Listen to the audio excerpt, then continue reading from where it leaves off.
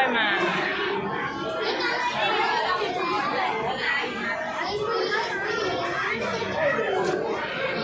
แล้วทางนี้ก็มา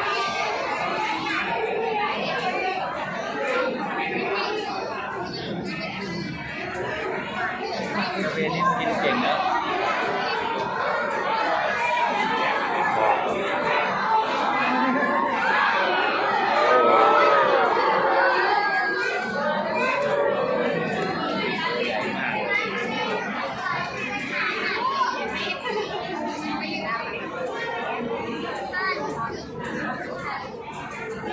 โอ้โห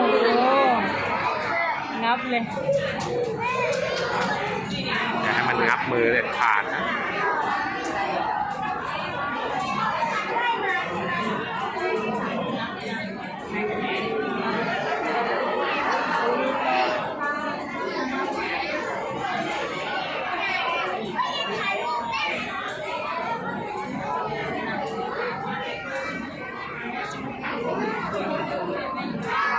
เหมือนมันมาล้อมเขาเลยนะโอ้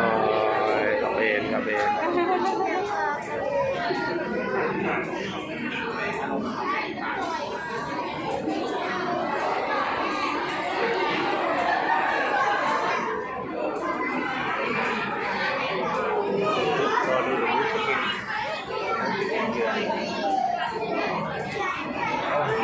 เป็นปลาขนาดเล็ก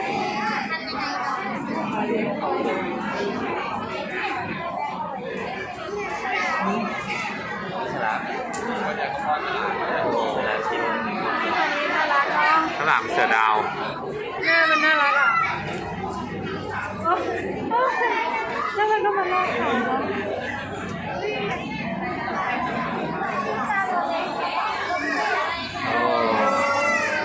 จับยัดเข้าปากไม่งั้นเดี๋ยวมันไม่ได้กินถ้ามีแรงมันกินอยู่ข้างตัวใหญ่ปากมันอยู่ข้างล่างไม่งั้นมันไม่ได้กินปากใหญ่มากใหญ่เขาจำได้ไงว่าตัวไหนมันกินแล้วก็อาหารเหมือนกันปลาขนาดเล็กไม่บางตัวมันก็ยังไม่ได้กิน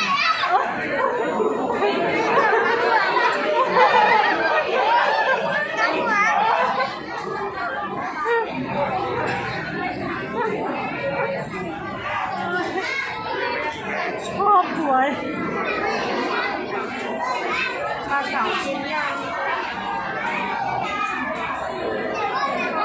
ปลาเก๋าเนี่ยที่เขาไว้ว่าอยู่เขาลงปลากระเบนแล้วเนี่ยปลากระเบนมันยุ่งยากนะ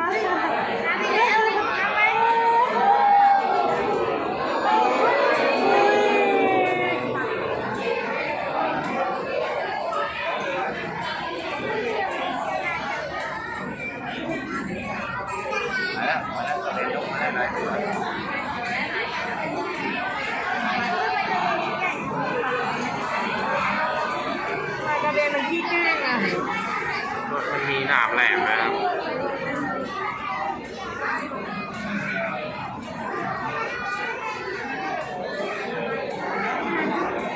ป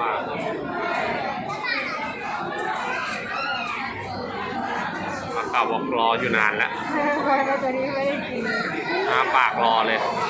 ขอเถอะขอเถอะ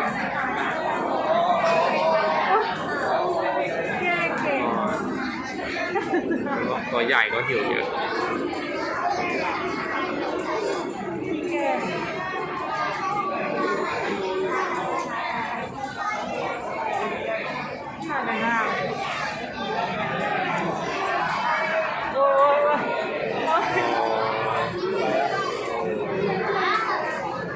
กินเยอะเหลือแต่นี้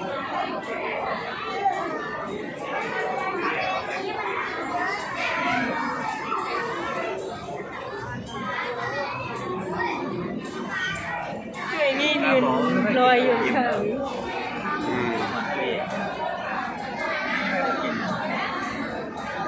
แล้วเอาอีกแล้วกวนอีกแล้วดูฉันเก่ง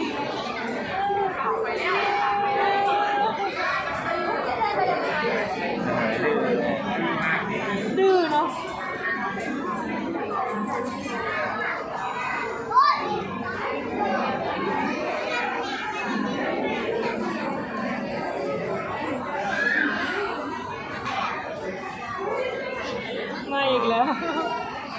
หิว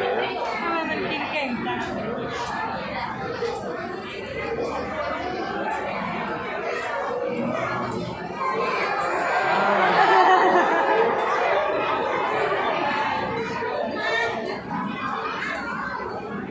ห่างมันแหลมนะเนี่ยโอเคมันปาดคอคนได้ด้วยนะ ยาว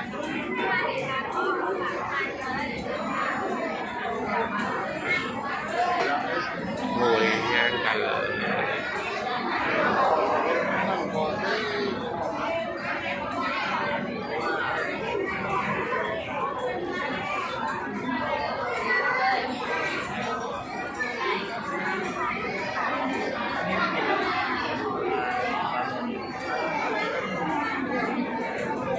เพราะว่าไอ้พวกนี้มันไม่กินปลาที่เขาถือว่ามันคนละอาหารเลยค่ะเพราะว่าไอ้พวกนี้มันต้องกินปลาเล็กกว่านี้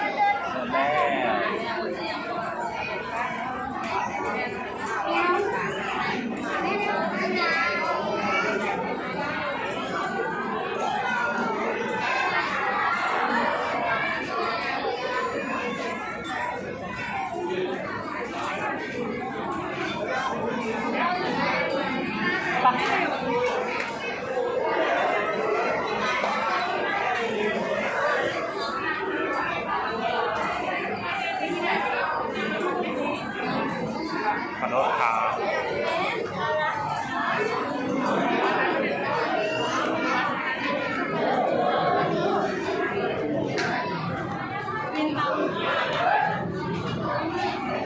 เขาบอกมันเป็นปีนะ